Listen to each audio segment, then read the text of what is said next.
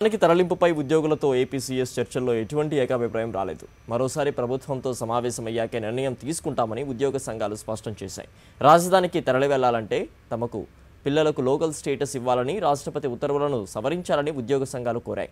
Housing సొసైటీలో ఇళ్ల నిర్మాణానికి రుణాలు మంజూరు చేయాలని, అక్కడ 30% హెచ్ఆర్ఏ ఇవ్వాలని డిమాండ్ చేశాయి. అసలు ప్రభుత్వం వద్ద ఉద్యోగుల తరలింపునకు సంబంధించి ఉన్న విధానాన్ని ముందు స్పష్టం చేయాలని కోరారు.